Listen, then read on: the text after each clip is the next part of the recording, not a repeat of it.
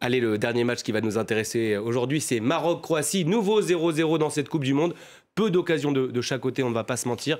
Les Croates qui n'ont pas montré grand-chose, qui veut commencer? Les Croates n'ont pas montré, c'est sûr, ils n'ont pas montré grand-chose. Je trouvais... Enfin, le match de Modric est à l'image de... Élu homme du match, on le rappelle. Élu homme du match, oui. Ça, c'est... On se demande qui vote, parfois. C'est peut-être pour faire plaisir. C'est souvent la star, en fait. Voilà, il le voulait sur la photo. De Messi en 2014. Oui, il voulait sur la photo.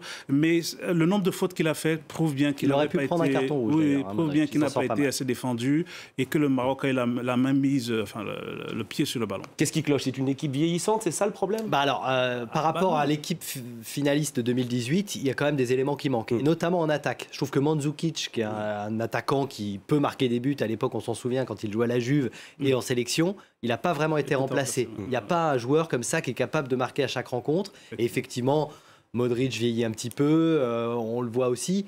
Ce sont des joueurs techniques, habiles, mais devant, je ne suis pas certain qu'ils soient suffisamment armés pour aller loin. Non, je pense pareil, je pense qu'ils n'iront pas loin. Enfin, la finale, non. Ah oui, non, au final, non. Ça c'est un peu compliqué. On parlait notamment dans les buts de Subasic également. Subasic, effectivement, qui n'est pas là. Bon, il a été plutôt pas mal remplacé, mais c'est vrai que c'est pas une équipe qui a montré grand-chose face au Maroc. Alors, c'est un premier match. Hein. Encore une fois, là, on parle de premier match. Pour toutes les équipes, il faut se méfier, parce qu'il y a des équipes qui performent le premier match et qui s'effondrent dès la deuxième journée.